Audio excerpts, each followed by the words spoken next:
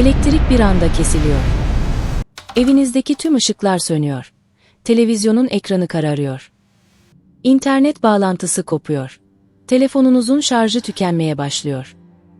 Asansörler oldukları katta duruyor. Hastanelerde yedek jeneratörler devreye giriyor. Şehir birkaç dakika içinde bambaşka bir yere dönüşüyor. Bugün kullandığımız neredeyse her teknoloji görünmez bir güce bağlı. Elektrik. Peki hiç düşündünüz mü? Bu görünmez gücü ilk kim keşfetti? Gerçekten tek bir mucit mi vardı? Yoksa elektriğin hikayesi, binlerce yıl boyunca birbirinden habersiz çalışan onlarca bilim insanının ortak eseri miydi? Daha da ilginci, bu hikayede sıradan görünen bazı nesneler insanlık tarihini değiştirdi. Bir parça kehribar, camdan yapılmış basit bir kavanoz, fırtınalı havada gökyüzüne bırakılan bir uçurtma, masanın üzerinde istemsizce kasılan bir kurbağa bacağı ve dönen bir bakır disk. İlk bakışta birbirleriyle hiçbir ilgisi yokmuş gibi görünen bu deneylerin her biri, elektriğin sırlarını biraz daha ortaya çıkardı. Sonunda ise dünyayı sonsuza kadar değiştirecek keşiflerin kapısını araladı. Bu videoda, elektriğin antik çağdaki ilk gözlemlerinden modern enerji şebekelerine, ampulden bilgisayarlara, cep telefonlarından yapay zekaya uzanan yaklaşık 2600 yıllık bilim yolculuğunu adım adım izleyeceğiz. Çünkü bugün hayatımızı mümkün kılan elektriğin hikayesi, sandığınızdan çok daha ilginç. Binlerce yıl boyunca insanlık, güneşin doğuşu ve batışıyla şekillenen bir dünyada yaşadı. Geceleri aydınlatmak için ateş, meşaleler, bal mumu ve don yağı mumları ya da yağ lambaları kullanılıyordu. Bir evi aydınlatmak zahmetli ve pahalıydı. Haberler atlı ulaklarla taşınıyor. Bir kıtada yaşanan olayın diğer kıtaya ulaşması haftalar hatta aylar sürüyordu. Fabrikalar dev buhar makineleriyle çalışıyor. Enerji, kayışlar ve miller aracılığıyla mekanik olarak iletiliyordu. İnsanlık büyük başarılar elde etmişti, ancak bugün hayatımızın merkezinde bulunan görünmez bir güç, henüz kontrol altına alınmamıştı. Elektrik, atomların içinde bulunan elektron adı verilen çok küçük parçacıkların hareket etmesiyle ortaya çıkan bir enerji türüdür. Elektriğin insanlık tarafından anlaşılma hikayesi, yaklaşık M.Ö. 600 yıllarında yaşayan milletli filozof Thales'e kadar uzanır. Antik kaynaklara göre Thales, bir kumaşa sürtülen kehribarın saman ve tüy gibi hafif cisimleri çektiğini gözlemleyen ilk kişilerden biri olarak kabul edilir. Günümüzde bu olaya statik elektrik diyoruz. Thales bunun nedenini açıklayamasa da, doğada görünmez kuvvetlerin bulunduğunu gösteren ilk gözlemlerden birini kaydetmiş oldu. Bu ilginç olay yüzyıllar boyunca yalnızca bir merak konusu olarak kaldı. 1600 yılında İngiliz bilim insanı William Gilbert, kehribarın yanı sıra cam, kükürt ve başka maddelerin de sürtünme sonucunda benzer özellikler gösterdiğini ortaya koydu. Gilbert, bu etkiyi tanımlamak için Yunanca kehribar anlamına gelen elektron sözcüğünden türetilen Latince elektrikus terimini kullandı. Böylece modern elektrik biliminin temelleri atılmış oldu. Gilbert'in çalışmaları yalnızca elektrik araştırmalarını değil, modern manyetizma biliminin de temelini oluşturdu. Ayrıca dünyanın dev bir mıknatıs olduğunu öne sürerek, pusulaların çalışma prensibinin anlaşılmasına önemli katkı sağladı. 1660'lı yıllarda Alman bilim insanı Otto von Guericke, içi boş bir kükürt küresi yaptı ve bu küreyi 1 mil üzerine yerleştirerek elle döndürülebilir hale getirdi. Küre dönerken ellerini ya da kuru bir kumaşı yüzeyine sürtüyor. Böylece kürenin yüzeyinde elektrik yükleri birikiyordu. Bu sistemin çalışma prensibi oldukça basitti. İki farklı malzeme birbirine sürtüldüğünde bazı elektronlar bir maddeden diğerine geçer. Sonuçta biri negatif, diğeri pozitif yüklenir.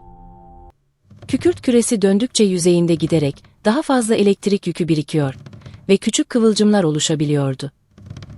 İnsanlar ilk kez elektriği yalnızca doğada gözlemlemek yerine kendi istedikleri zaman üretebiliyorlardı. Guericke'nin cihazı günümüzde kullandığımız elektrik jeneratörleri gibi sürekli enerji üretmiyordu. Yalnızca statik elektrik oluşturuyordu. Ancak bu makine tarihteki ilk elektrostatik elektrik üretme makinelerinden biri olarak kabul edilir. Daha da önemlisi, bilim insanlarına elektriği laboratuvar ortamında kontrollü biçimde inceleme fırsatı verdi. Elektriğin sırlarını çözmeye giden yolun ilk gerçek adımlarından biri işte, bu basit ama dahiyane düzenekle atılmış oldu.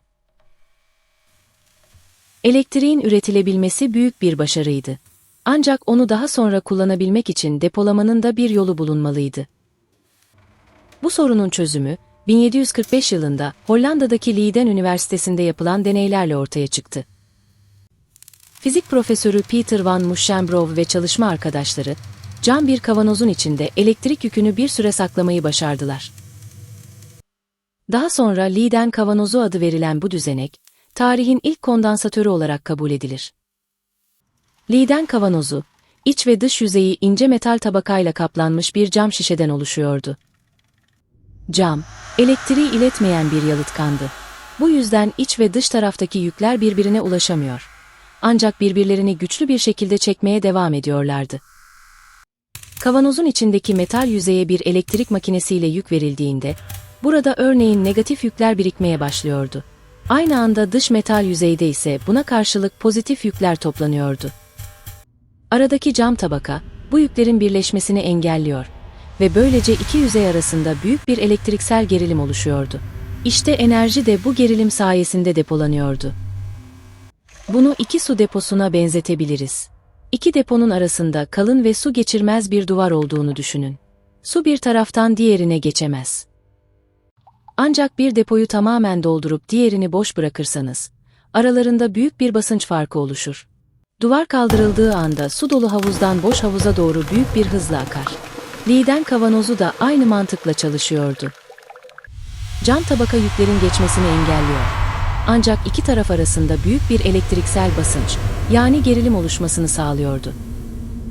Kavanozun iç ve dış metal yüzeyleri bir iletkenle birbirine bağlandığında cam artık devrede olmadığı için yükler aniden hareket ediyor.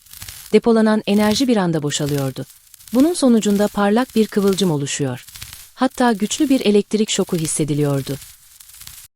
Bu yöntemle elektrik yalnızca üretilebilen bir doğa olayı olmaktan çıkmış, depolanabilen ve istenildiği anda kullanılabilen bir enerji haline gelmişti. Günümüzde kullandığımız kondansatörler de tam olarak aynı prensiple çalışır. Elbette artık cam kavanoz yerine seramik, plastik film veya özel kimyasal malzemeler kullanılıyor ve boyutları milyonlarca kat küçülmüş durumda. Ancak temel fikir değişmedi. İki iletken yüzey, aralarındaki yalıtkan malzeme sayesinde elektrik yükünü depolar ve gerektiğinde bu enerjiyi çok kısa sürede geri verir. Bu sayede kondansatörler elektrikte oluşan ani dalgalanmaları dengeler, elektronik devrelere kararlı enerji sağlar ve elektrik sinyallerinin doğru şekilde iletilmesine yardımcı olur. Kondansatörler olmasaydı telefonlar ve bilgisayarlar sık sık donar veya yeniden başlatılırdı. Televizyonlarda görüntü ve ses bozulmaları yaşanır. Güç kaynakları verimli çalışamaz. Birçok elektronik devre kararsız hale gelirdi. Kısacası bugün kullandığımız modern elektronik cihazların büyük bölümü ya hiç çalışmaz ya da güvenilir ve istikrarlı şekilde çalışamazdı. İşte bu yüzden akıllı telefonlardan bilgisayarlara, televizyonlardan elektrikli otomobillere kadar neredeyse bütün elektronik cihazların içinde yüzlerce, hatta binlerce kondansatör bulunur. 18. yüzyıl boyunca elektrik Avrupa'da büyük ilgi uyandırdı. Saraylarda ve bilimsel toplantılarda elektrik deneyleri gösteriliyor. İnsanlar elektrik şoklarının etkilerini merakla izliyordu. Ancak elektriğin gerçek doğasını anlamaya yönelik en önemli çalışmalardan biri Benjamin Franklin tarafından gerçekleştirildi. 18. yüzyılın ortalarında bilim insanları, gökyüzünde çakan yıldırımların elektrikle bağlantılı olup olmadığını merak ediyordu. Franklin ise cesur bir fikir ortaya attı. Ya yıldırım ile laboratuvarlarda üretilen elektrik aslında aynı şeyse? Franklin 1752 yılında bu düşüncesini test etmek için fırtınalı bir havada, ucunda sivri metal tel bulunan bir uçurtmayı gökyüzüne yükseltti. Uçurtmanın ipine metal bir anahtar bağlamıştı. Amaç, yıldırımın doğrudan uçurtmaya düşmesi değildi. Böyle bir durumda Franklin'in hayatta kalması neredeyse imkansız olurdu. Franklin'in gözlemlemek istediği şey, fırtına bulutlarının oluşturduğu elektrik alanın yeryüzüne kadar ulaşıp ulaşmadığıydı. Nemlenen uçurtma ipi zayıf da olsa elektrik yüklerini iletebiliyordu. Franklin, anahtara yaklaştırdığı metal bir telden küçük kıvılcımlar sıçradığını gözlemledi. Bu kıvılcımlar, fırtına bulutlarında bulunan elektrik yüklerinin laboratuvarda üretilen statik elektrikle aynı özelliklere sahip olduğunu gösteriyordu. Böylece Franklin, yıldırım ile elektrik arasında güçlü bir ilişki bulunduğunu ortaya koydu. Gökyüzünde gördüğümüz devasa yıldırım boşalmalarının aslında çok büyük ölçekli elektrik olayları olduğu anlaşılmaya başlandı. Bu keşif Franklin'e başka bir fikir daha verdi. Eğer yıldırım elektrikten oluşuyorsa, onu güvenli bir şekilde toprağa aktarmak mümkün olabilir miydi? İşte paratoner bu düşünceden doğdu. Paratoner, binaların en üst noktasına yerleştirilen sivri metal bir çubuktur. Bu çubuk kalın bir iletken kabloyla toprağa bağlanır. Yıldırım düştüğünde oluşan elektrik akımı, yüksek iletkenliğe sahip olan paratoner ve ona bağlı topraklama hattını izleyerek güvenli bir şekilde toprağa aktarılır. Böylece elektrik akımı binanın içinden geçmek yerine kontrollü bir yol izler ve yapıyı olası hasarlardan korur. Bugün gökdelenlerden tarihi yapılara, fabrikalardan evlere kadar milyonlarca yapı paratonerlerle korunmaktadır. Franklin'in gökyüzüne gönderdiği o basit uçurtma, yalnızca elektriğin doğasını anlamamıza yardımcı olmakla kalmadı. Aynı zamanda sayısız insanın hayatını kurtaran bir teknolojinin de doğmasını sağladı. Elektriğin doğadaki varlığı anlaşılmıştı. Ancak sürekli elektrik akımı üretmenin yolu henüz bilinmiyordu. Bu sorunun çözümü beklenmedik bir şekilde bir kurbağa bacağının incelenmesi sırasında ortaya çıktı. 1780'lerde İtalyan bilim insanı Luigi Galvani, sinir ve kasların nasıl çalıştığını araştırıyordu. Bunun için ölü kurbağaların bacaklarını dikkatlice hazırlıyor ve sinirlerini açığa çıkarıyordu. Bir gün yaptığı deneylerden birinde ilginç bir olay fark etti. Kurbağa bacağının sinirine bağlı metal bir kanca, başka bir metal parçaya değdiğinde bacak aniden kasılıyordu. Sanki kurbağa hala canlıymış gibi hareket ediyordu. Galvani bu deneyi tekrar yaptı. Bakır ve demir gibi farklı metaller kullandığında da aynı sonucun ortaya çıktığını gördü. Ona göre bu hareketin nedeni, canlı dokuların içinde bulunan özel bir elektrikti. Kurbağanın kaslarında ve sinirlerinde depolanan bu enerji, metaller aracılığıyla açığa çıkıyor ve kasların hareket etmesine neden oluyordu. Galvani bu düşünceye hayvansal elektrik adını verdi. Ancak başka bir İtalyan bilim insanı olan Alessandro Volta farklı bir açıklama yaptı. Volta'ya göre kurbağa bacağındaki kasılmaların nedeni canlı dokular değil, deney sırasında kullanılan farklı metallerdi. Eğer bu gerçekten doğruysa, canlı bir dokuya ihtiyaç duymadan da elektrik üretmek mümkün olmalıydı. Volta bu fikrini test etmek için çinko ve bakır levhaları sırayla üst üste dizdi. Her iki metalin arasına ise tuzlu suyla ıslatılmış karton parçaları yerleştirdi. Tuzlu su, elektrik yüklerinin hareket etmesini kolaylaştıran bir ortam sağlıyordu. Bu şekilde çok sayıda metal ve karton katmanını üst üste koyarak uzun bir sütun oluşturdu. İşte bu düzenek tarihe volta pili olarak geçti. Çinko, elektronlarını bırakmaya bakırdan daha yatkın bir metaldir. Bu nedenle çinko levhadaki bazı atomlar elektron kaybederek pozitif yüklü iyonlara dönüşür. Serbest kalan elektronlar ise dış devredeki tel boyunca bakır levhaya doğru hareket etmeye başlar. Elektronların bu düzenli hareketine elektrik akımı denir. Tuzlu suyla ıslatılmış kartonun görevi de çok önemlidir. Bir yandan iki metali birbirinden ayırırken, diğer yandan pilin içindeki kimyasal reaksiyonların devam etmesini sağlayan iyonların hareketine izin verir. Böylece pil, kimyasal enerjisini elektrik enerjisine dönüştürebilir. Bunu bir su deposuna benzetebiliriz. Nasıl ki yüksekteki bir depodaki su, borular boyunca aşağı doğru akıyorsa, pil de iki ucu arasında bir elektriksel potansiyel fark oluşturarak, elektronların tel boyunca hareket etmesini sağlar. Elektrik akımı da bu elektron hareketinden doğar. 1800 yılında Volta, bu düzenek sayesinde kimyasal reaksiyon sürdüğü sürece kesintisiz elektrik akımı üretmeyi başardı. O güne kadar yalnızca kısa süreli kıvılcımlar veya statik elektrik elde edilebiliyorken, ilk kez sürekli ve kontrol edilebilir bir elektrik kaynağı ortaya çıkmıştı. Bu gelişme bilim tarihinde gerçek bir dönüm noktasıydı. Elbette bu pil sonsuza kadar çalışmıyordu. İçindeki çinko zamanla tükeniyor, kimyasal reaksiyon yavaşlıyor ve sonunda duruyordu. Ancak pil bitene kadar sürekli elektrik üretebilmesi bile dönemin bilim insanları için olağanüstü bir başarıydı. Tarihin ilk pili olan Volta pili böyle doğdu. Bu buluş, günümüzde kullandığımız pillerin, akülerin ve taşınabilir elektronik cihazların temelini oluşturdu. Volta'nın pilinden sonra bilimsel keşifler hız kazandı. Volta'nın pili bilim dünyasında büyük bir heyecan yaratmıştı. Bu buluş sayesinde bilim insanları artık sürekli elektrik akımıyla deneyler yapabiliyordu. Bu isimlerden biri de İngiliz kimyacı Humphrey Davy'ydi. Davy, elektriği yalnızca incelemekle kalmadı. Onu kimyasal maddeleri ayrıştırmak için de kullanarak elektrokimyanın temellerini attı. Elektrik akımıyla yaptığı deneyler sayesinde 1807 ve 1808 yıllarında potasyum, sodyum, kalsiyum, magnezyum, baryum ve stronsiyum gibi birçok elementi ilk kez saf halde elde etmeyi başardı. Bu başarı, elektriğin bilime sağlayabileceği gücü tüm dünyaya gösterdi. Ancak Dow'nin elektriğe yaptığı katkılar bununla da sınırlı değildi. 1800'lü yılların başında çok güçlü bir pil sistemi kurarak iki karbon çubuğu birbirine yaklaştırdı. Çubuklar birbirine değdiğinde elektrik akımı geçiyor. Hafifçe birbirlerinden uzaklaştırıldıklarında ise aralarında göz kamaştırıcı bir ışık oluşuyordu. Bu ışığın nedeni elektrik arkı adı verilen bir olaydı. Normalde hava elektriği çok iyi iletmez. Ancak iki nokta arasında yeterince yüksek voltaj oluştuğunda havadaki atomlar iyonlaşır ve hava, elektriği iletebilen sıcak bir plazmaya dönüşür. Elektrik akımı bu plazmanın içinden geçerken son derece parlak bir ışık ve çok yüksek bir sıcaklık ortaya çıkar. Aslında yıldırım da doğadaki dev bir elektrik arkıdır. Davy ise bu olayı ilk kez laboratuvar ortamında kontrollü olarak üretmeyi başarmıştı.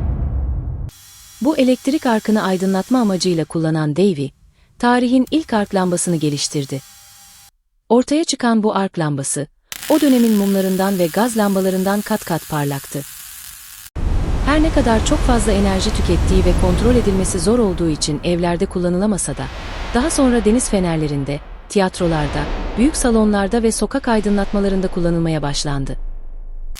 Bu çalışma, modern elektrikli aydınlatmanın ilk büyük adımı oldu ve yıllar sonra Edison'un geliştireceği akkor telli ampulün önünü açtı.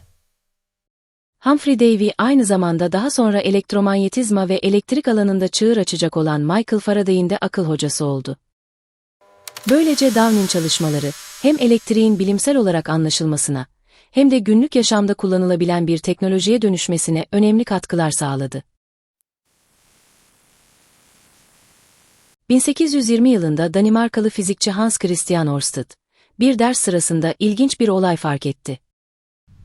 Elektrik akımı taşıyan bir telin yakınında bulunan pusula iğnesi, telden akım geçtiği anda yön değiştiriyordu.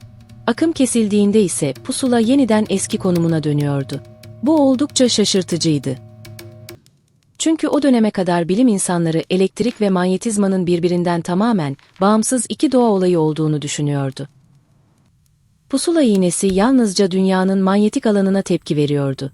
O halde elektrik akımı taşıyan bir tel, pusulayı neden etkiliyordu?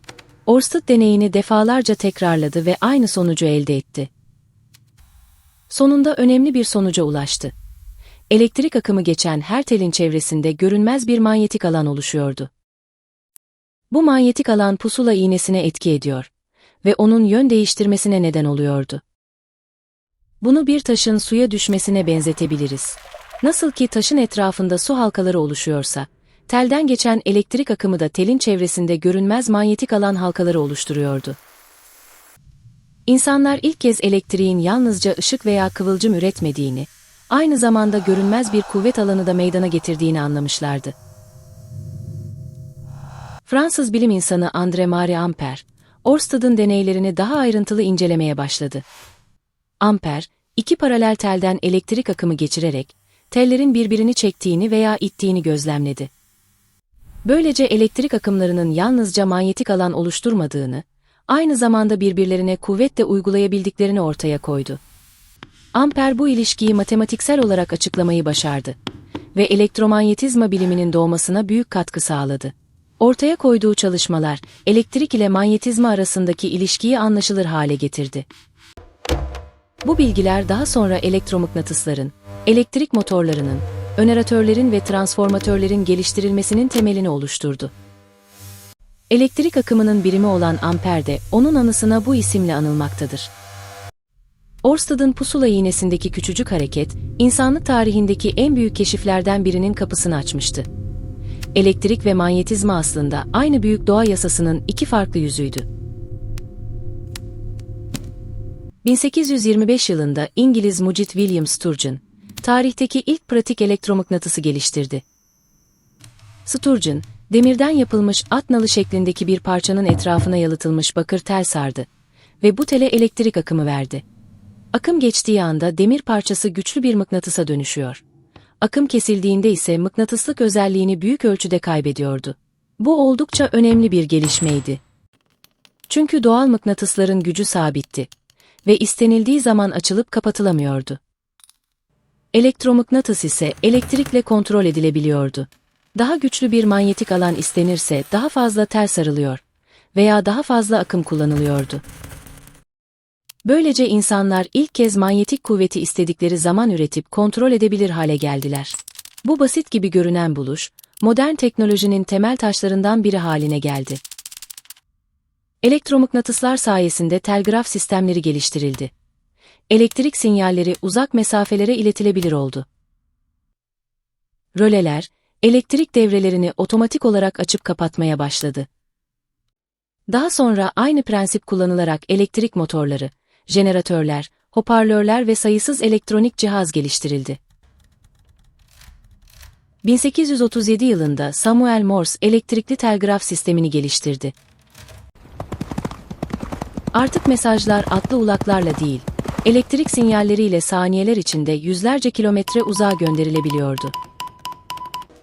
1844 yılında Morse, Washington ile Baltimore arasında gönderdiği "Tanrı ne büyük işler yarattı" mesajıyla yeni bir çağın başladığını ilan etti. Elektrik ilk kez insan iletişimini kökten değiştirmişti. Aynı dönemde Alman fizikçi Georg Ohm, elektrik devrelerinin nasıl çalıştığını anlamaya çalışıyordu. Farklı teller, farklı piller ve çeşitli elektrik devreleri üzerinde yıllarca deney yaptı. Sonunda elektrik akımının, uygulanan voltaj ve devrenin gösterdiği dirençle belirli bir ilişki içinde olduğunu keşfetti. Ohm'un ortaya koyduğu bu ilişki bugün Ohm yasası olarak bilinir.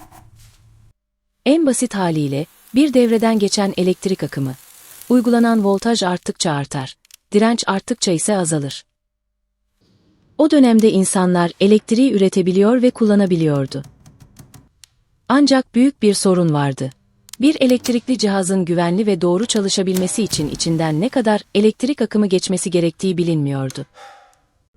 Gereğinden fazla akım geçerse cihaz aşırı ısınabilir, parçaları zarar görebilir veya tamamen bozulabilirdi.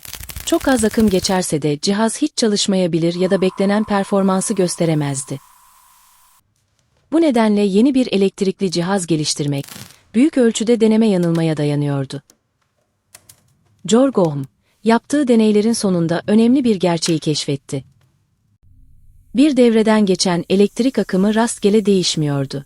Akımın miktarı, uygulanan voltaj ve devrenin direnci tarafından belirleniyordu. Bugün bu ilişki Ohm yasası olarak bilinir. Bunu anlamak için bir musluk düşünelim. Musluğu biraz açarsanız az su akar. Musluğu daha fazla açarsanız su çok daha güçlü akar. Elektrikte buna karşılık gelen büyüklük voltajdır. Voltaj arttıkça elektriği daha güçlü iter ve devreden daha fazla akım geçmesini sağlar.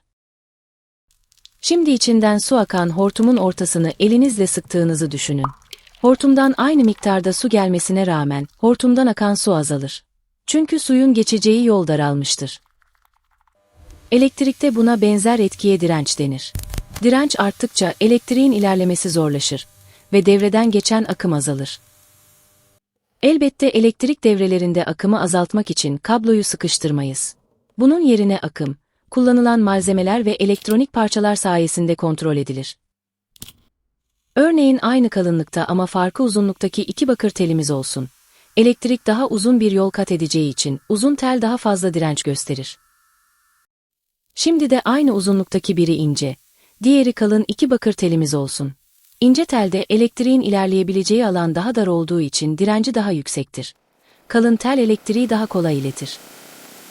Kullanılan malzeme de önemlidir. Bakır elektriği çok iyi iletirken, bazı malzemeler elektriğin geçişine daha fazla karşı koyar. Mühendisler bazen akımın belirli bir değerin üzerine çıkmasını istemez. Bunun için devreye direnç adı verilen özel elektronik parçalar eklenir.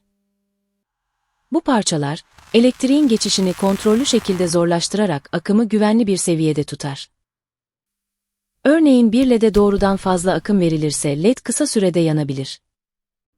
Ancak önüne uygun değerde bir direnç bağlandığında geçen akım sınırlandırılırsa LED güvenli şekilde çalışır. Bu yüzden bilgisayarlardan televizyonlara, telefonlardan otomobillere kadar neredeyse tüm elektronik cihazların içinde çok sayıda direnç bulunur.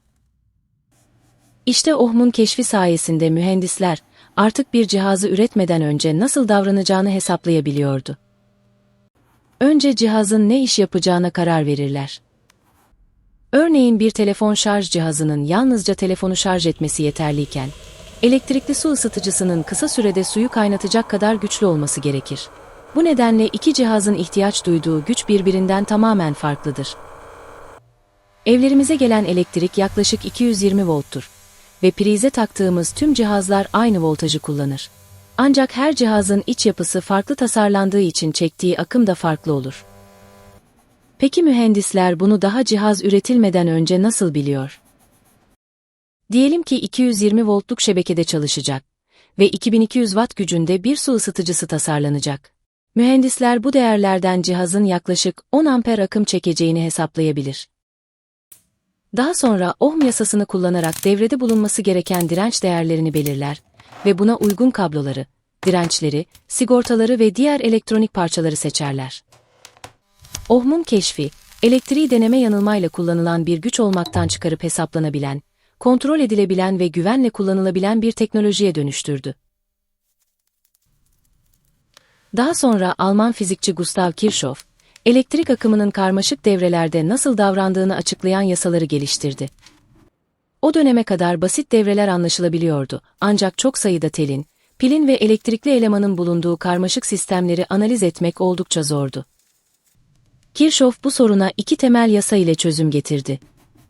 İlk yasaya göre, bir devrede herhangi bir noktaya gelen toplam elektrik akımı, o noktadan ayrılan toplam akıma eşit olmalıydı. Başka bir deyişle elektrik yükleri yoktan var olamaz veya kaybolamazdı. İkinci yasaya göre ise kapalı bir devrede kazanılan ve harcanan tüm elektrik enerjilerinin toplamı birbirine eşit olmalıydı. Yani enerji de tıpkı madde gibi korunuyordu. Bunu bir su şebekesine benzetebiliriz. Ana borudan gelen su, farklı borulara ayrılabilir.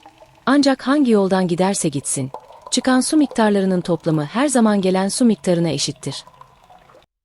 Elektrik devrelerinde de durum aynıdır. Bir noktaya gelen elektrik akımı kaybolmaz. Yalnızca devrenin farklı yollarına dağılarak akmaya devam eder. Kirchhoff'un yasaları sayesinde bilim insanları artık çok karmaşık elektrik devrelerini bile kağıt üzerinde hesaplayabilir hale geldiler. Bu elektrik mühendisliği için büyük bir dönüm noktasıydı. Elektriğin gerçek anlamda günlük yaşamı değiştirmesini sağlayan kişi ise Michael Faraday oldu. Faraday şu soruyu sordu: eğer elektrik manyetizma oluşturabiliyorsa, manyetizma da elektrik oluşturabilir mi? Yıllar süren çalışmalar sonucunda 1831 yılında bu sorunun cevabını buldu ve elektromanyetik indüksiyon adı verilen olayı keşfetti. Faraday'ın yaptığı deney oldukça basitti ama sonuçları insanlık tarihini değiştirecekti. Tel sarılı bir bobinin içine doğru mıknatısı hareket ettirince, o anda bobine bağlı ölçüm cihazının ibresi hareket etti. Mıknatıs durduğunda akım da duruyordu. Mıknatıs tekrar hareket ettirildiğinde ise, yeniden elektrik akımı oluşuyordu. Mıknatıs hareket ettikçe çevresindeki manyetik alan da telin içinde değişiyordu. Bu değişim, telde bulunan elektronları harekete geçiriyor ve elektrik akımı oluşmasına neden oluyordu. Yani önemli olan mıknatısın varlığı değil, onun hareket etmesiydi. Hareket olmadan elektrik de oluşmuyordu. Bunu bir göldeki dalgalara benzetebiliriz. Durgun suyun ortasında duran bir cisim hiçbir etki yaratmaz. Ancak cisim hareket ettiğinde suyun yüzeyinde dalgalar oluşur ve çevreye yayılır.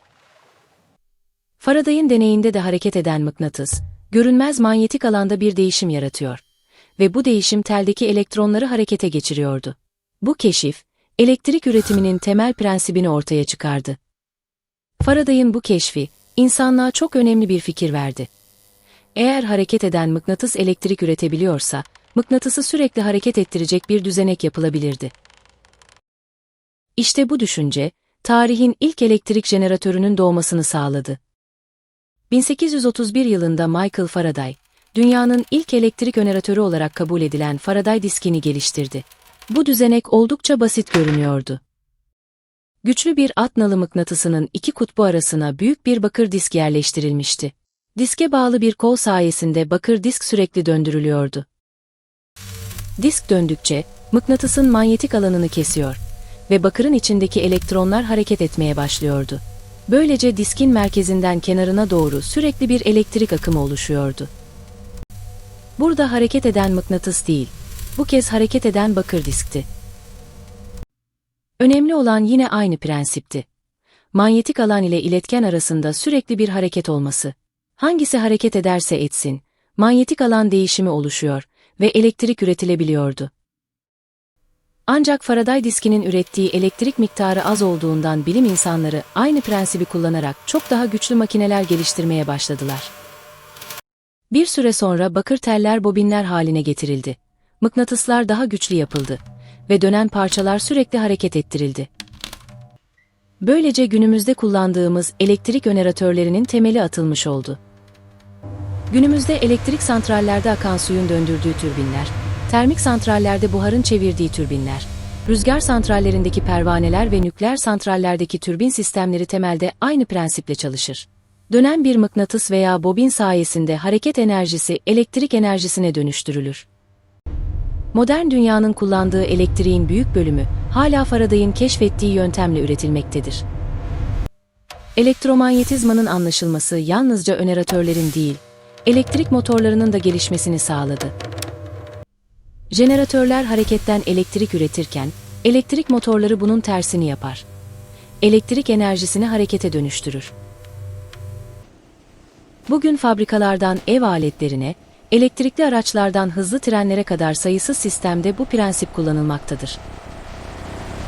19. yüzyılın ortalarında İskoç fizikçi James Clerk Maxwell, kendisinden önce yapılan tüm elektrik ve manyetizma çalışmalarını incelemeye başladı. Ørsted'in elektrik akımının manyetik alan oluşturduğunu, Faraday'ın ise değişen manyetik alanın elektrik üretebildiğini göstermesi Maxwell'i önemli bir sonuca götürdü. Belki de elektrik ve manyetizma birbirinden ayrı kuvvetler değil, aynı doğa olayının iki farklı yüzüydü. Maxwell yıllarca süren çalışmalar sonucunda elektrik ve manyetizmayı tek bir teoride birleştiren ünlü denklemlerini geliştirdi. Bu denklemler şaşırtıcı bir sonuç veriyordu. Değişen bir elektrik alan, manyetik alan oluşturuyor. Değişen manyetik alanda yeniden elektrik alan meydana getiriyordu. Böylece her iki alan birbirini sürekli oluşturarak, uzayda dalgalar halinde yayılabiliyordu. Maxwell bu dalgaların hızını hesapladığında elde ettiği sayı onu hayrete düşürdü. Bulduğu hız, daha önce ölçülmüş olan ışık hızına neredeyse tam olarak eşitti. Bunun üzerine Maxwell son derece cesur bir öngörüde bulundu. Işık aslında bir elektromanyetik dalgaydı. Maxwell'in ortaya koyduğu teori son derece etkileyiciydi. Ancak bilim dünyasının bu teoriyi tamamen kabul etmesi için deneysel kanıt gerekiyordu. Bu kanıtı sağlayan kişi Alman fizikçi Heinrich Hertz oldu. Hertz, iki metal küre arasında küçük kıvılcımlar oluşturan bir düzenek kurdu. Elektrik kıvılcımı oluştuğunda, birkaç metre uzakta bulunan halka şeklindeki başka bir iletkende de çok küçük kıvılcımlar meydana geldiğini fark etti. Bu durum, görünmeyen bir enerjinin havada yayılarak ikinci devreye ulaştığını gösteriyordu. Hertz, yaptığı deneylerle bu görünmez dalgaların yansıma, kırılma ve girişim gibi özelliklerini inceledi. Sonuçlar, Maxwell'in yıllar önce matematiksel olarak öngördüğü elektromanyetik dalgaların gerçekten var olduğunu açıkça ortaya koyuyordu. Böylece elektrik, manyetizma ve ışığın aslında aynı büyük doğa yasasının farklı görünümleri olduğu anlaşıldı. Görünür ışık, radyo dalgaları, mikrodalgalar, kızılötesi ışınlar, morötesi ışınlar, X ışınları ve gama ışınları, hepsi elektromanyetik spektrumun farklı bölümleriydi. Aralarındaki temel fark ise yalnızca dalga boyları ve frekanslarıydı. Bu keşifler yalnızca elektriğin anlaşılmasını sağlamadı. Modern haberleşme çağının da kapılarını açtı. Radyo, televizyon, radar, cep telefonları, Wi-Fi ve uydu iletişimi gibi teknolojilerin temelinde Maxwell'in teorileri ve Hertz'in deneyleri bulunmaktadır. Bugün kablosuz olarak gönderdiğimiz her mesaj, yaptığımız her telefon görüşmesi ve internete bağlanan her cihaz, bir bakıma Maxwell'in denklemlerinin ve Hertz'in laboratuvarında ürettiği o ilk görünmez dalgaların mirasını taşımaktadır. 1897 yılında İngiliz fizikçi Joseph John Thomson, elektriğin temel taşıyıcılarından biri olan elektronun varlığını deneysel olarak gösterdi. Bu keşif, bilim dünyasında büyük bir dönüm noktasıydı. Çünkü o döneme kadar atomun, maddenin bölünemeyen en küçük yapı taşı olduğu düşünülüyordu. Thomson, vakumla büyük ölçüde havası boşaltılmış cam tüpler içerisinde elektrik akımı geçirerek katot ışınları adı verilen gizemli ışınları inceliyordu. Bu tüplerin iki ucuna metal elektrotlar yerleştirilmişti. Negatif yüklü elektrota katot, pozitif yüklü elektrota ise anot adı veriliyordu. Tüpün içindeki havanın büyük bölümü boşaltıldığında ve iki elektrot arasına yüksek voltaj uygulandığında, katottan çok küçük parçacıklar koparak anoda doğru hareket etmeye başlıyordu. Bu parçacıkların akışı, cam tüpün içinde parlak bir ışın gibi görünüyordu. Bilim insanları bu nedenle onlara katot ışınları adını vermişti. Ancak bu ışınların gerçekte ne olduğu bilinmiyordu. Bazı bilim insanları bunların bir tür ışık olduğunu düşünüyordu. Thomson ise bunu test etmek için tüpün içine elektrik ve manyetik alanlar uyguladı. Eğer katot ışınları ışık olsaydı yön değiştirmemeleri gerekiyordu. Fakat Thomson, ışınların hem elektrik hem de manyetik alan tarafından saptırıldığını gözlemledi. Yaptığı ayrıntılı ölçümler sonucunda Thomson, katot ışınlarının negatif yüklü ve atomdan çok daha küçük parçacıklardan oluştuğunu gösterdi. Daha sonra elektron adı verilen bu parçacıkların, bütün atomların ortak bileşeni olduğu anlaşıldı. Böylece atomun bölünemez olmadığı ve içinde daha küçük parçacıklar bulunduğu kesinleşmiş oldu. Elektronun keşfi, elektrik akımının doğasının da daha iyi anlaşılmasını sağladı. Metal tellerde elektrik akımı, aslında çok sayıda elektronun düzenli hareketinden oluşuyordu. İnsanlar artık elektriği yalnızca gözlemlemekle kalmıyor, onu oluşturan temel parçacıkları da tanıyordu. Bu keşif modern atom fiziğinin, kuantum fiziğinin ve elektroniğin gelişmesinde kritik rol oynadı. 19. yüzyılın sonlarına gelindiğinde artık sıra elektriğin laboratuvarlardan çıkıp toplumun her kesimine ulaştırılmasına gelmişti. Bu dönemde tarihin en ünlü teknolojik rekabetlerinden biri yaşandı. Akımlar Savaşı.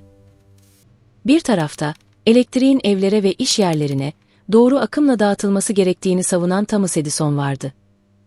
Diğer tarafta ise Nikola Tesla ve girişimci George Westinghouse'un desteklediği alternatif akım sistemi bulunuyordu. Bu rekabet yalnızca iki farklı elektrik teknolojisinin mücadelesi değildi. Aynı zamanda geleceğin şehirlerinin nasıl aydınlatılacağını, fabrikaların nasıl çalışacağını ve modern dünyanın enerji altyapısının hangi temeller üzerine kurulacağını belirleyecek bir yarıştı. Doğru akım, pillerde olduğu gibi elektronların sürekli aynı yönde hareket ettiği elektrik akımıdır. Bunu tek yönlü akan bir yola benzetebiliriz. Araçlar nasıl yol boyunca hep aynı istikamette ilerliyorsa, doğru akımda da elektronlar kaynaktan çıkar ve sürekli aynı yönde hareket eder. Günümüzde piller, aküler, cep telefonları ve birçok elektronik cihaz hala doğru akımla çalışmaktadır. Alternatif akımda ise elektronlar sürekli aynı yönde hareket etmez. Çok kısa zaman aralıklarında yön değiştirirler. Bir salıncağın ileri geri hareket etmesi gibi, elektronlar da önce bir yöne sonra diğer yöne hareket eder. Aslında elektrik santrallerindeki jeneratörler ilk olarak alternatif akım üretir. Bunun nedeni, jeneratörde dönen bobinin mıknatısın kuzey ve güney kutupları arasında sürekli yer değiştirmesidir. Bobin her yarım tur döndüğünde oluşan voltajın yönü tersine döner. Elektronlar da buna bağlı olarak önce bir yöne, sonra diğer yöne hareket eder ve böylece alternatif akım oluşur. Ancak elektronlar tel boyunca bir uçtan diğer uca gidip gelmez. Bulundukları yerde yalnızca çok küçük bir mesafe ileri geri hareket ederler. Bunu elinizde tuttuğunuz bir ipin ucunu sallamaya benzetebiliriz. İpin tamamı ileri doğru gitmez. Sadece her noktası bulunduğu yerde ileri geri hareket eder. Buna rağmen hareket, ipin diğer ucuna kadar iletilir. Elektrikte de benzer şekilde, elektronlar kısa mesafelerde salınırken enerji hat boyunca çok hızlı bir şekilde iletilir. Thomas Edison ise jeneratörüne komütatör adı verilen özel bir parça ekleyerek her yarım turda bobinin bağlantılarını değiştiriyor. Böylece dış devrede elektriğin sürekli aynı yönde akmasını sağlayarak doğru akım elde ediyordu. Yani üretilen alternatif akımı doğru akıma çeviriyordu. Elektriğin uzak mesafelere taşınabilmesi için enerji kayıplarının azaltılması gerekiyordu. Bunun anlaşılabilmesi için bir kez daha voltaj ve akım kavramlarına bakmak gerekir. Voltajı, elektronları harekete geçiren itme kuvveti olarak düşünebiliriz. Bir su şebekesinde suyu hareket ettiren basınç neyse, elektrik devresinde de voltaj odur. Akım ise belirli bir sürede bir noktadan geçen elektron miktarıdır. Bu da borudan akan su miktarına benzetilebilir. Örneğin bir tepenin üzerindeki su deposundan mahalleye su dağıtıldığını düşünelim. Suyu daha yüksek basınçla gönderdiğinizde, aynı miktardaki suyu mevcut borulardan daha rahat taşıyabilir ve yolda daha az enerji kaybı yaşarsınız. Elektrikte de benzer bir durum vardır. Voltaj yükseldikçe aynı miktarda enerjiyi taşımak için gereken akım azalır. Elektrik kabloları kusursuz değildir. İçlerinden akım geçtiğinde enerjinin bir kısmı ısıya dönüşerek kaybolur. Akım azaldığında bu kayıp da büyük ölçüde azalır. Bu nedenle elektrik santrallerinde üretilen enerji, uzun mesafelere taşınmadan önce transformatör ya da halk arasında trafo adı verilen cihazlarla voltajı yükseltilerek iletilir. Transformatörün yani trafonun içinde birbirine temas etmeyen iki tel bobini bulunur. Birinci bobinden geçen alternatif akım, demir çekirdekte sürekli değişen bir manyetik alan oluşturur. Bu değişen manyetik alanda ikinci bobinde yeniden elektrik akımı oluşturur. İkinci bobindeki tel sarım sayısı birinciden daha fazla olduğunda voltaj yükselir. Akım ise buna karşılık azalır. Böylece aynı miktardaki elektrik enerjisi, çok daha az kayıpla yüzlerce kilometre uzağa taşınabilir. Elektrik şehir merkezlerine ulaştığında ise başka transformatörler, voltajı yeniden düşünerek, evlerde ve iş yerlerinde güvenle kullanılabilecek seviyeye indirir. Voltajı düşürmek için bu sefer ikinci bobindeki tel sarım sayısı birinciden daha azdır. Akım ne kadar büyük olursa, kablolardaki ısınma ve enerji kaybı da o kadar artar. Bu nedenle elektriği uzak mesafelere düşük voltaj ve yüksek akımla taşımak verimli değildir. İşte Thomas Edison'un savunduğu, doğru akım sisteminin en büyük sorunu buydu. Edison yalnızca doğru akımı savunmakla kalmadı. Akkor telli ampulü daha dayanıklı ve kullanışlı hale getirdi. Elektrik dağıtım sistemlerini geliştirerek, ilk ticari elektrik santrallerinden bazılarını kurarak, elektriğin evlere girmesinde büyük rol oynadı. 1882 yılında New York'ta Pearl Street Elektrik Santrali'ni kurdu. Bu santralde kömür yakılarak su buhara dönüştürülüyor. Buhar büyük makineleri döndürüyor. Makineler de jeneratörler aracılığıyla elektrik üretiyordu. Üretilen doğru akım, yer altına döşenen kablolarla çevredeki evlere ve iş yerlerine ulaştırılıyordu. Ancak elektrik kablosu uzaklaştıkça enerji kaybı arttığından, santralin hizmet verebildiği alan oldukça sınırlıydı. Daha uzak mahallelere elektrik götürmek için yeni santraller kurmak gerekiyordu. Nikola Tesla ise alternatif akım sistemleri üzerinde çalışıyordu. Edison, alternatif akımın tehlikeli olduğunu göstermek amacıyla kamuoyuna yönelik çeşitli gösteriler düzenledi. Bu gösterilerde bazı hayvanlar alternatif akıma maruz bırakılıyor ve bunun ölümcül etkileri sergileniyordu. Buna karşılık Tesla ve girişimci George Westinghouse, alternatif akımın uzun mesafeli enerji iletiminde çok daha verimli olduğunu savunuyordu. Westinghouse, Tesla'nın geliştirdiği sistemlere yatırım yaptı ve ikili birlikte alternatif akım teknolojisini büyük enerji projelerine uyguladı. Bu rekabetin kaderini değiştiren olay 1895 yılında yaşandı. Niagara Şelalesi yakınlarında kurulan elektrik santralinde akan su türbinleri döndürüyor, türbinler öneratörleri çalıştırıyor ve alternatif akım üretiliyordu. Üretilen elektrik onlarca kilometre uzaklıktaki şehirlere güvenli ve ekonomik biçimde iletilebiliyordu. Bu o dönemde birçok kişinin imkansız gördüğü bir başarıydı. Niagara'nın başarısından sonra alternatif akım dünya genelinde standart haline geldi ve modern enerji şebekelerinin temeli oluşturuldu. Bunun etkisi kısa sürede günlük yaşamın her alanında hissedildi. Sokaklar geceleri aydınlanmaya başladı. Fabrikalar daha uzun saatler çalışabildi. Tramvaylar ve elektrikli makineler şehirlerin gelişimini hızlandırdı. Evlerde kullanılan lambalar, buzdolapları, radyolar ve daha sonra ortaya çıkan sayısız elektrikli cihaz, güvenilir enerji şebekeleri sayesinde yaygınlaştı. Ancak asıl devrim henüz başlamamıştı.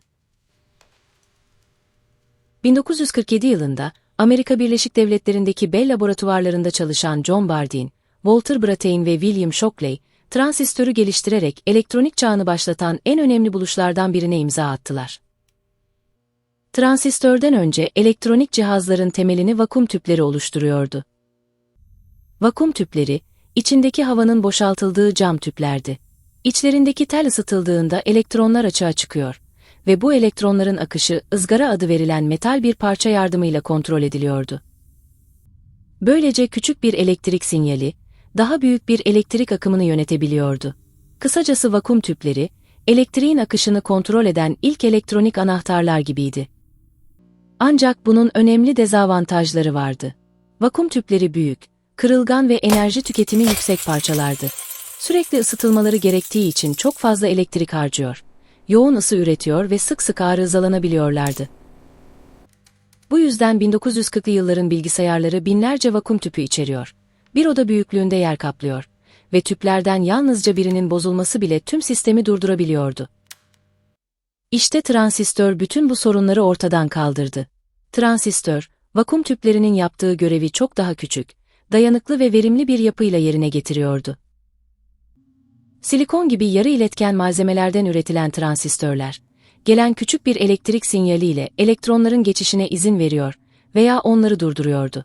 Bu sayede transistörler saniyede milyarlarca kez açılıp kapanabilir. Bilgisayarların işlem yapabilmesi, telefonların çalışabilmesi ve modern elektronik cihazların milyonlarca işlemi aynı anda gerçekleştirebilmesi bu sayede mümkün olur. Transistörlerin geliştirilmesiyle elektronik cihazlar çok daha küçük, daha hızlı, daha güvenilir ve çok daha verimli hale geldi. Transistörün ardından entegre devreler geliştirildi. Entegre devre, çok sayıda transistörün ve diğer elektronik bileşenlerin tek bir silikon parçası üzerine yerleştirilmesidir. Daha önce bir masa dolusu elektronik parçayla yapılan işlemler, artık tırnak büyüklüğündeki bir çip üzerinde gerçekleştirilebiliyor. Teknoloji ilerledikçe aynı çip içine sığdırılan transistör sayısı da katlanarak arttı. Önce binlerce, ardından milyonlarca ve günümüzde milyarlarca transistör tek bir işlemcinin içine yerleştirilebilir hale geldi. Bu gelişme sayesinde bilgisayarlar küçüldü, hızlandı ve günlük hayatın vazgeçilmez bir parçası oldu. Bilgisayarların giderek güçlenmesi ve yaygınlaşması, yeni teknolojilerin de önünü açtı. Önce bilgisayar ağları geliştirildi. Ardından internet ortaya çıktı. Daha sonra akıllı telefonlar, haberleşme uyduları, uzay araçları ve modern tıp cihazları geliştirildi. Günümüzde ise yapay zeka sistemleri milyarlarca işlemi saniyeler içinde gerçekleştirebiliyor. Bugün kullandığımız neredeyse bütün elektronik teknolojilerin temelinde transistörler ve onların oluşturduğu entegre devreler bulunmaktadır. Elektriğin hikayesi henüz tamamlanmış değil. Bilim insanları daha verimli bataryalar geliştirmek için çalışmalarını sürdürüyor. Katı hal pilleri, elektrikli araçların daha uzun mesafeler kat edebilmesini sağlayabilecek en önemli teknolojiler arasında gösteriliyor. Geleceğin en büyük enerji umutlarından biri de nükleer füzyondur. Bilim insanları, Güneş'in merkezinde gerçekleşen enerji üretim sürecini dünyada güvenli ve kontrollü bir şekilde yeniden oluşturmayı hedefliyor. Bu başarıya ulaşılabilirse, insanlık neredeyse sınırsız, temiz ve sürdürülebilir bir enerji kaynağı elde edebilir. Kablosuz enerji aktarımı üzerine yapılan çalışmalar da hızla ilerliyor. Bugün telefonlarımızı kablosuz olarak şarj edebiliyoruz. Gelecekte elektrikli araçların hareket halindeyken şarj olması veya kilometrelerce uzağa kablosuz enerji aktarılması mümkün olabilir. Hatta uzayda kurulacak güneş enerjisi santrallerinden dünyaya enerji gönderilmesini amaçlayan projeler bile araştırılıyor. Kuantum teknolojileri, yeni nesil yarı iletken malzemeler ve gelişmiş enerji depolama sistemleri de elektriğin geleceğini şekillendirecek en önemli alanlar arasında yer alıyor. Kehribara sürtülen bir kumaşla başlayan merak yolculuğu, insanlık tarihinin en büyük bilimsel ve teknolojik dönüşümlerinden birine dönüştü. Elektrik yalnızca bir enerji türü değildir. Modern uygarlığın temel altyapısıdır. Şehirlerimizi aydınlatan, bilgiyi taşıyan üretimi mümkün kılan ve geleceğin teknolojilerine güç veren görünmez bir kuvvettir. Geçmişte karanlığı aydınlatan ateş neyse, günümüzde uygarlığı aydınlatan da elektriktir. İnsanlığın elektriği anlama, kontrol etme ve geliştirme yolculuğu hala devam etmektedir. Bugün kullandığımız elektriğin arkasında yüzlerce yıllık bir bilim yolculuğu vardı. Sizce insanlık tarihini en çok değiştiren elektrikle ilgili buluş hangisiydi? Yorumlarda fikrinizi belirtin. Eğer bu videoyu faydalı bulduysanız beğenmeyi ve yeni videoları kaçırmamak için kanala abone olmayı unutmayın.